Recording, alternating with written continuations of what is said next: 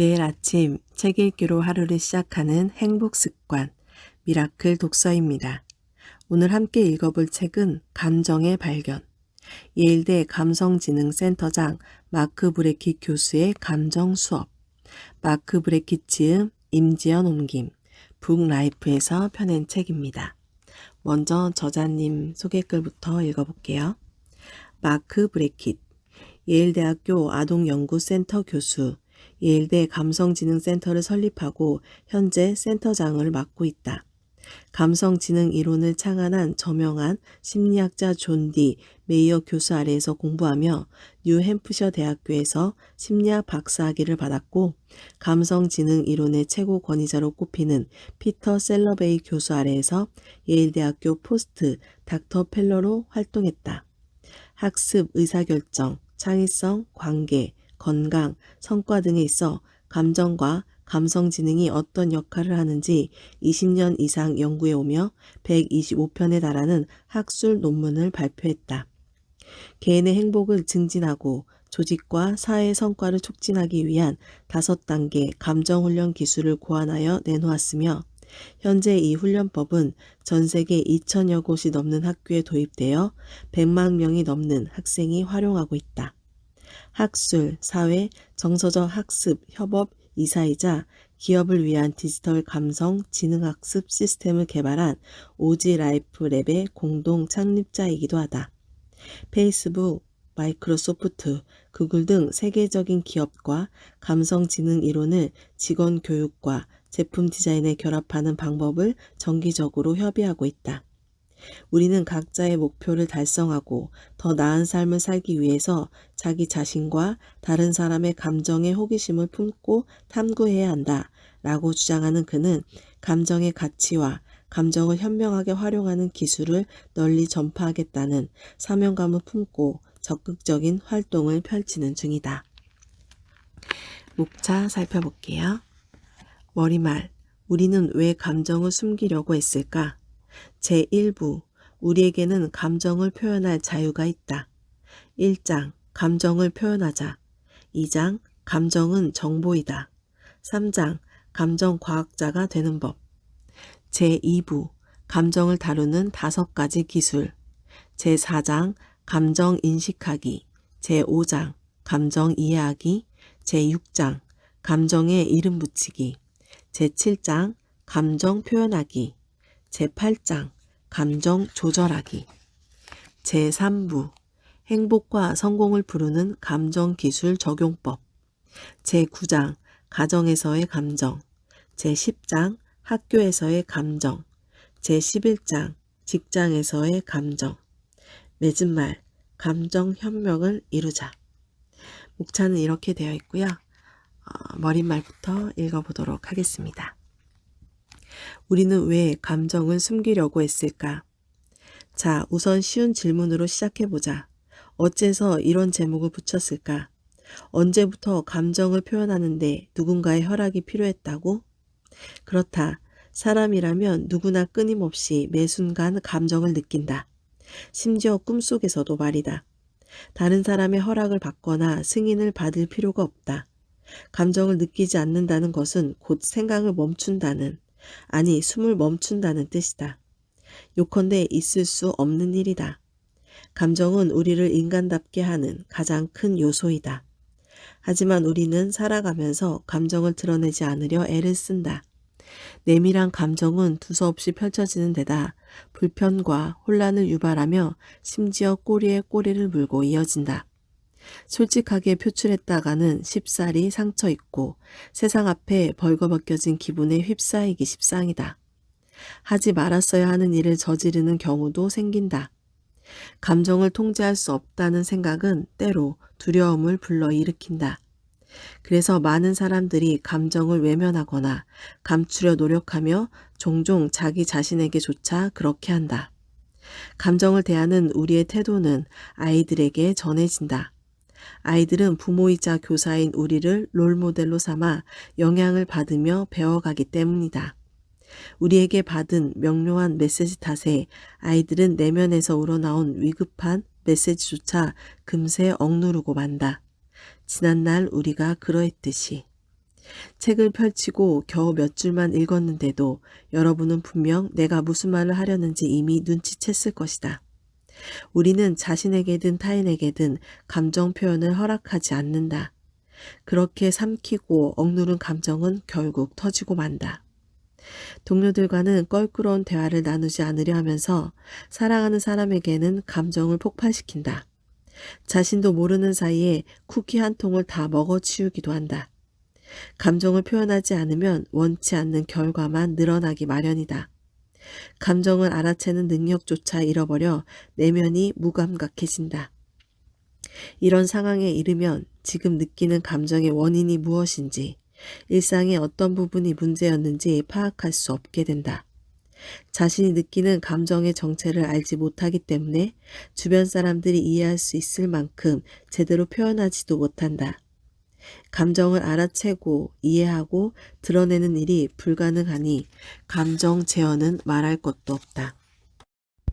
감정을 인정하고 수용하기는커녕 무시해버린다면 이를 다스릴 수도 긍정적인 작용을 기대할 수도 없다.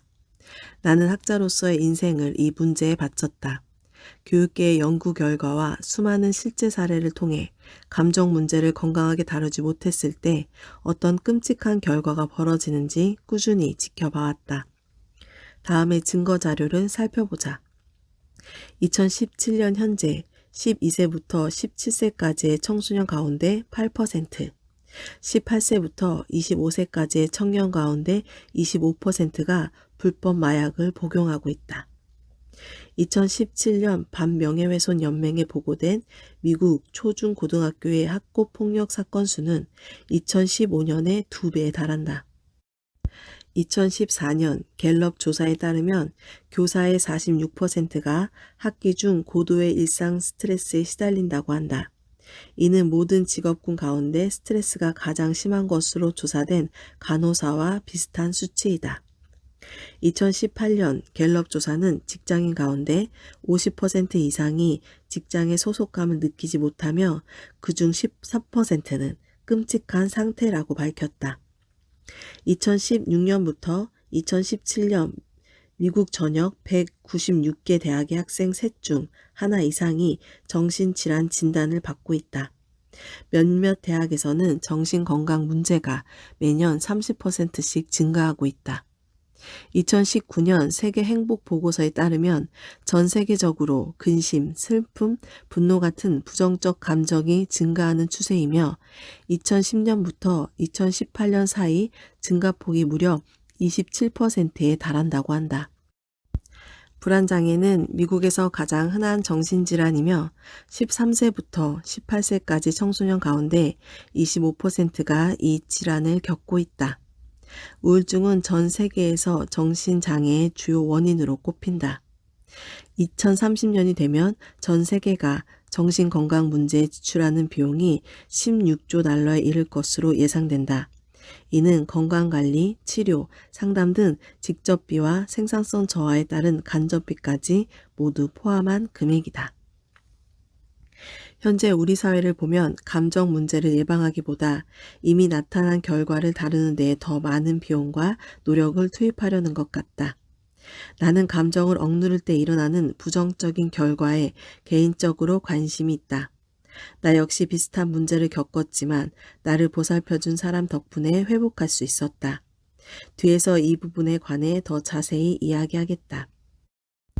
따로 배우지 않고도 이 책에서 제시하는 방법대로 감정을 다룰 수 있는 사람은 천부적인 통찰력을 지닌 극소수의 사람뿐이다. 그렇지 못한 나는 애써 배워야만 했다.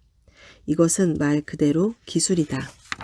외향적이든 내향적이든 낭만적이든 실용적이든 예민하든 태평하든 성격과 상관없이 동일한 기술을 사용할 수 있고 심지어 삶을 바꿀 수도 있다.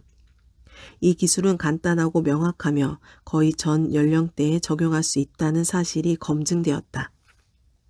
최근에 미국에서 가장 열악한 학군의 교장들을 대상으로 연수를 진행했다.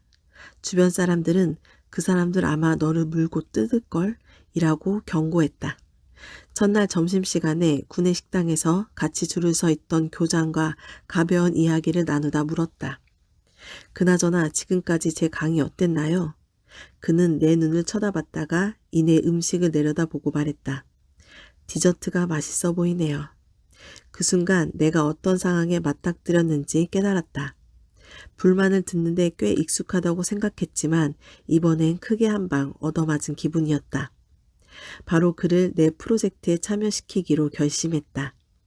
그의 상관인 교육감도 내 의견에 완전히 동조했는데 다른 교장들도 교육감처럼 나를 신뢰해야만 이 학군에서 성공할 수 있음이 분명했기 때문이다. 이틀간의 집중 교육이 끝날 무렵 다시 그 교장에게 물었다. 지난번에는 이 연수가 도움이 될 거라고 생각하지 않으셨잖아요. 이틀간 감정에 대해서 감정을 표현하는 기술을 학교 현장에 적용하는 방법에 대해서 배워봤는데 이젠 어떻게 생각하세요? 그러니까 말이죠. 그가 생각을 정리하려는 듯 잠시 뜸을 들였다가 대답했다. 내가 모른다는 사실을 몰랐다는 걸 깨달았습니다. 감정을 표현하는 언어가 나한테는 외국어 같았거든요. 고무적인 대답이었다. 이내 그가 말을 이었다. 감정을 표현하게 해줘서 고맙습니다. 그럼 이제 여기서부터 시작해보자. 제1부 우리에게는 감정을 표현할 자유가 있다. 제1장 감정을 표현하자. 기분이 어떤가? 이 책의 주제를 고스란히 담고 있는 질문이다. 마지막 장을 덮을 때까지 나는 이 질문을 몇 번 더 던질 것이다. 우리는 일상에서 이런 질문을 다양한 형태로 굉장히 자주 받는데 솔직하게 대답할 수 있으려면 기본적으로 질문 형태가 최대한 간결해야 한다. 이제부터 나는 심리학자이자 정서적 행복을 연구하는 기관의 책임자이면서 동네 여러분과 똑같은 인간의 입장에서 이야기하고자 한다. 정말로 솔직하게 말하자면 어린 시절의 나는 누군가가 내게 저 질문을 해주기를 바랬다. 질문을 던진 사람이 진심으로 내 대답을 궁금해하고 내가 털어놓는 이야기를 듣고 그러고 나서 나에게 용기를 불어넣어 주기를 원했다. 나는 어렸을 때 참으로 불행했다. 두려움과 분노와 절망에 젖어 있었고 왕따를 당하는 외톨이였다. 고통스러운 나날이었다. 정말이지 지독히 힘들었다. 누군가 중학생 시절의 나를 봤다면 뭔가 심각하게 잘못됐다는 걸 한눈에 알아차렸을 것이다. 나는 성적표가 C와 D로 도배된 학습 부진하였고 식이장애로 체중 미달과 비만을 오갔다. 친구도 아예 없었다. 부모님이 나를 사랑하고 아꼈다는 건 잘 알고 있다. 그러나 부모님도 각자 힘겨운 고통을 겪고 있었다. 어머니는 불안해하고 우울했으며 알코올 의존증에 걸려 있었다. 아버지는 아들이 자신처럼 남자답지 못하다는 이유로 분노와 걱정, 실망에 시달리고 있었다. 하지만 그들에게는 적어도 한 가지 공통 분모가 있었다. 감정을 다루는 법을 전혀 몰랐다는 점이다. 자신들의 감정은 물론이고 내 감정까지도. 나는 혼자 방에 틀어박힌 채 학교에서 묵묵히 감내했던 괴롭힘을 곱씹으며 울거나 괴로워했다. 내 삶에 대해 느끼는 감정은 대부분 분노였다. 종종 어머니에게 화를 내고 소리를 지르곤 했다. 엄마가 뭔데 나한테 그렇게 말하는 거야? 그러면 어머니도 맞받아 외쳤다. 아빠 오면 두고 보자. 아버지가 퇴근해 돌아오면 어머니는 내가 얼마나 못되게 굴었는지 전했고 아버지는 내 방으로 달려와 고함을 질렀다. 한 번만 더 엄마한테 그런 식으로 말하면 그땐 가만두지 않을 거다. 때로는 이런 훈계조차 없이 매부터 들기도 했다. 그러면 어머니가 불쑥 끼어들었고 두 사람은 아버지의 훈육 방법을 놓고 언쟁을 벌였다. 그러다 마침내 아버지가 물러나면 어머니가 내 방에 들어와 나를 다독였다. 마크, 이번엔 내가 너를 구해줬지만 의아했다. 대체 무엇으로부터 나를 구해줬다는 거지? 그럴 의도는 아니었겠지만 이런 경험을 통해 그들은 내게 큰 가르침을 주었다. 감정을 드러내면 안 된다. 부모님에게 내 감정을 절대 표현해선 안 된다. 이 교훈은 상황을 더욱 악화시켰다. 어느 날 나는 부모님에게 끔찍한 비밀을 털어놓았다. 우리 가족의 친구였던 이웃이 나를 성적으로 학대했다는 사실을 알게 된 아버지는 지하실에 있던 야구 배트로 그 남자를 때려 죽이려 했고 어머니는 신경쇠약으로 쓰러질 지경이 되었다. 경찰이 그 이웃을 체포했고 내가 무슨 일을 당했는지 온 동네에 금세 소문이 났다. 그 학대범이 10명이 넘는 아이들에게 같은 만행을 저질렀다는 사실도 드러났다. 내가 나서서 이 끔찍한 악몽을 폭로한 걸 모두 반겼을 거라고 생각하는가? 아니, 틀렸다. 나는 곧 외톨이가 되었다.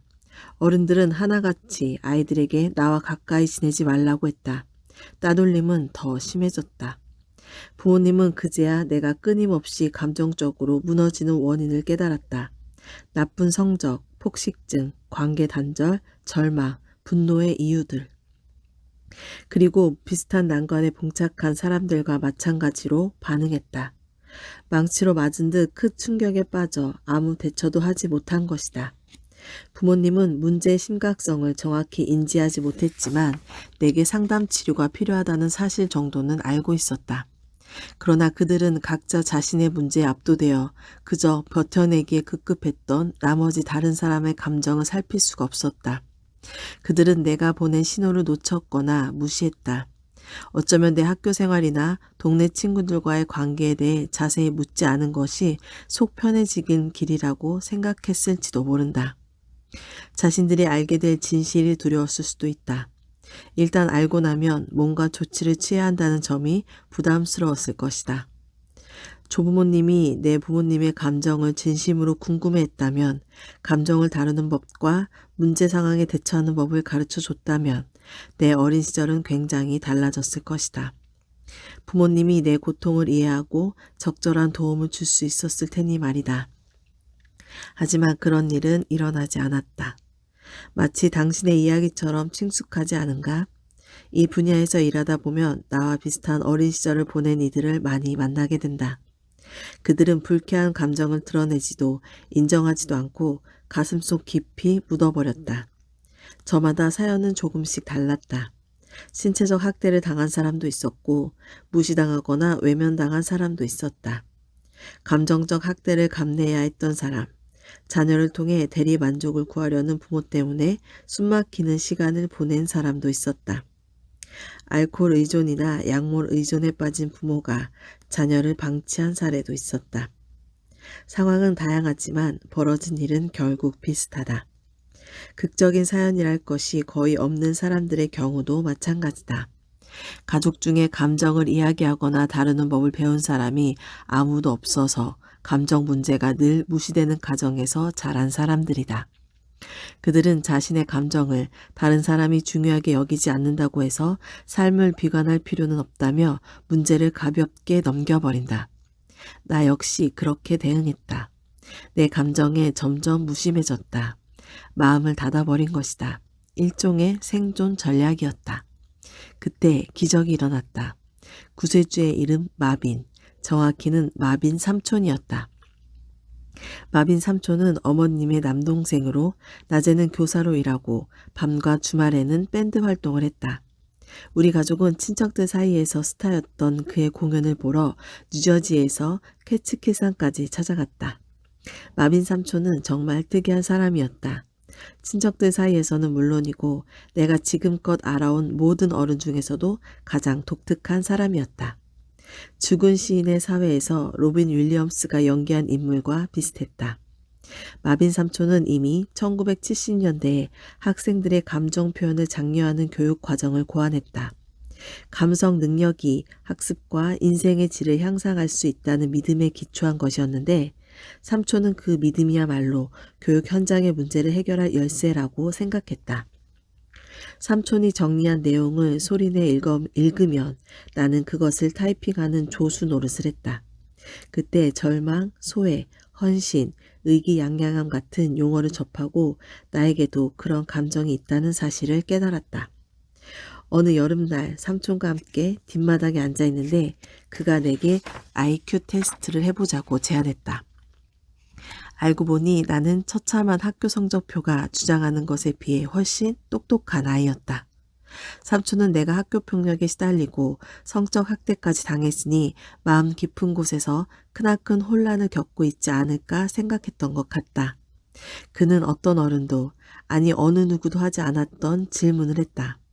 마크, 기분이 어때? 이 한마디에 가슴속 감정의 둑이 일시에 무너지고 경류가 쏟아졌다. 당시 겪고 있던 끔찍한 일들과 내가 느꼈던 감정들이 한꺼번에 나를 덮쳐왔다. 그 사소한 질문 하나가 내 인생을 바꿔놓았다. 중요한 건 질문 자체가 아니라 삼촌이 내게 질문한 방식이었다. 그 순간 나는 삼촌이 진심으로 내 대답을 궁금해한다는 느낌을 받았다. 삼촌은 내가 느끼는 감정을 섣불리 평가하지 않았다. 마음을 열고 공감하며 귀를 기울여 주었다. 내 감정을 해석하거나 설명하려 하지도 않았다. 그날 나는 정말 시원하게 속내를 털어놓았다. 전 친구가 없어요. 운동도 잘 못하는 뚱보예요. 학교에서 왕따고요. 흐느끼며 울부짖었다. 마빈 삼촌은 그저 들어주기만 했다. 내 말 한마디 한마디에 집중해 주었다. 삼촌은 방구석에만 틀어박혀 짜증과 반항을 일삼는, 다시 말해 주변을 불편하게 하는 나의 행동 이면에 심각한 문제가 있지 않을까 생각했던 유일한 사람이었다. 그는 누구도, 심지어 나조차도 인지하지 못했던 부분에 처음으로 초점을 맞췄다. 마빈 삼촌은 내게 마음껏 감정을 표현할 자유를 선사한 것이다. 감정은 무시해서도 억눌려서도 안 된다. 이런 사정을 고려하면 내가 지난 25년간 감정에 관한 연구하고 글을 쓰고 세계를 돌아다니며 감정 표현에 대해 강연을 한 것은 당연한 결과라고 할 수 있다. 감정 표현 문제는 내 열정의 원천이자 평생의 과업이 되었다. 현재 나는 예일대 아동연구센터 교수이자 예일대 감성지능센터 설립이사로 재직 중이다. 이곳에서 나는 과학자와 의사로 구성된 팀을 이끌고 있는데 이들은 감정과 감성 능력을 연구하고 미취학 아동부터 CEO까지 전 연령대 사람들에게 감정을 풍부하게 표현하는 방법을 가르친다. 우리 센터의 목표는 감정의 힘을 이용해 더 건강하고 공정하며 혁신적이고 자비로운 사회를 만드는 데 일조하는 것이다. 매년 나는 교육자, 학생, 부모, 기업 임원, 사업가, 정치 지도자, 과학자, 의료인을 비롯해 전 세계 온갖 부류의 수많은 사람들을 대상으로 강연한다. 내가 전하는 메시지는 언제나 똑같다. 아무리 힘든 감정이라도 그 정체를 파악하고 표현하며 이를 제어할 수 있다면 긍정적이고 만족스럽게 살아갈 수 있다는 것이다. 나는 집단 상담을 할 때 바로 지금 느껴지는 감정이 뭔지 먼저 생각해 보라고 한다. 그런 다음 다른 이들과 공유해 보라고 한다. 이때 사람들의 반응을 살펴보면 굉장히 흥미롭다. 사람들은 감정 자체가 아니라 감정 공유를 어려워한다. 관찰 결과 많은 이들이 감정을 적절히 표현할 수 있는 단어를 찾지 못했다. 전체의 4분의 3가량이 감정을 드러내는 단어를 떠올리는데 어려움을 겪었다. 단어가 떠올라도 보통은 입 밖으로 내뱉지 못하고 더듬대면서 괜찮아요, 좋아요 같은 가장 무난한 표현으로 어물쩍 넘어가게 일쑤였다.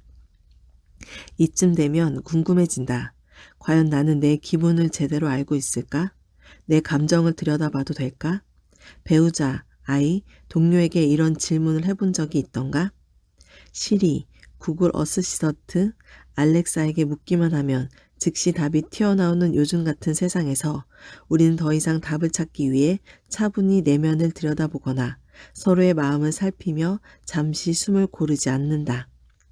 하지만 시리도 모든 것을 알지는 못한다. 어째서 당신의 아이가 절망하거나 신이 났는지, 어째서 당신이 중요하게 여겼던 사람이 최근에는 그렇게 느껴지지 않는지, 당신이 왜 만성적인 가벼운 불안증을 떨쳐내지 못하는지 구글 검색으로는 알아낼 수 없다. 감정 표현이 불편하고 어색한 건 당연하다. 긍정적인 감정도 그렇지만 슬픔, 분노, 두려움, 거부당한 상처 같은 불쾌한 감정의 경우에는 더욱 그렇다. 그 모든 감정이 자신의 약점과 직결되는데 어느 누가 드러내고 싶어 할까? 약점을 감춰 자신을 보호하려는 본능은 자연스러운 것이다. 야생동물조차 그렇게 한다. 그야말로 자기 보호 본능인 셈이다. 우리는 이런 질문을 하루에도 몇 번씩 주고받는다. 잘 지내? 어떻게 지내? 요즘 어때? 의례적인 질문이란 걸 잘 알기에 대부분 자신의 내면을 들여다보지 않고 반사적으로 비슷한 대답을 한다. 잘 있지. 넌 어때? 별일 없어. 엄청 바빠. 이런 대답이 자동으로 튀어나오는데 단 1초도 걸리지 않는다. 이 질문은 인간의 가장 큰 역설 가운데 하나를 잘 보여준다. 어떻게 지내? 라는 질문을 다양한 형태로 몇 번이고 묻는다는 것은 이 문제를 그만큼 중요하게 여긴다는 뜻이다. 하지만 누구도 솔직한 대답을 기대하거나 요구하지 않으며 그렇게 답하지도 않는다. 상상해보자. 약간 안면이 있는 사람이 안녕하세요? 잘 지내세요? 라고 물었을 때 정색하고 5분가량 구구절절 이야기를 늘여놓는다면 어떻게 될까? 진짜 속내를 털어놓아 보는 것이다. 그러면 상대가 당신에게 그 질문을 다시 던지기까지 분명 아주 오랜 시간이 흘러야 할 것이다. 기꺼이 기분을 살펴주려는 호의와 솔직히 대답하기 꺼려지는 마음 사이에는 큰 괴리가 있는데 여기에 매우 중요한 시사점이 있다. 누구나 잘 알고 있듯이 신체적 건강을 제외하면 감정 상태를 어떻게 유지하는지가 삶에서 가장 중요한 문제이다. 감정은 모든 것을 지배한다. 온갖 부분에 구석구석 영향을 미친다. 우리는 감정을 다룰 때면 항상 조심스러워한다. 내면 세계는 우리 자신에게도 미지의 영역이며 섣불리 탐색하기에는 위험 부담이 큰 공간이다. 삶은 슬픔, 실망, 불안, 짜증, 열정, 평온함 같은 감정으로 가득 차 있다. 이런 감정이 불편할 때도 적지 않다. 그렇지 않아도 바쁜 삶을 방해하거나 구속하기 때문에 우리는 감정을 무시하려 안간힘을 쓴다. 이런 분위기가 사회 곳곳에 만연하다. 미국을 건국한 청교도들의 경직된 윗입술부터 학교 운동장에서 강조되는 참고 견디라 정신에 이르기까지 광범위하게 퍼져 있다. 물론 우리는 감정을 중시하고 존중해야 한다고 생각한다. 하지만 동시에 감정이 직장, 가정, 그 밖의 모든 곳에서 갈등을 일으키며 생산성을 떨어뜨린다고 여긴다. 1980년대까지 대부분의 심리학자는 감정을 불필요한 소음, 쓸모없는 잡음 정도라고 보았다. 감정이 인간을 무기력하게 만들어 목표 달성을 방해한다는 견해가 대세였다. 그 결과 우리는 이런 메시지를 주입받으며 자랐다. 감정에 신경 쓰지 마. 내면에 집중하면 안 돼. 감상 따윈 버려. 앞으로 나아가야 해. 하지만 열성적이게도 감정은 무시하거나 억누르면 오히려 더 강해진다. 강렬한 감정은 우리가 원하든 원치 않든 모든 것을 악으로 물들이는 어둠의 힘이 되어 내면에 단단히 자리 잡는다. 감정은 무시한다고 해서 제풀에 사라지지 않는다. 저절로 해소되지도 않는다. 언젠가 갚아야 하는 빚처럼 차곡차곡 쌓일 따름이다. 비단 불쾌한 감정에만 해당하는 이야기는 아니다.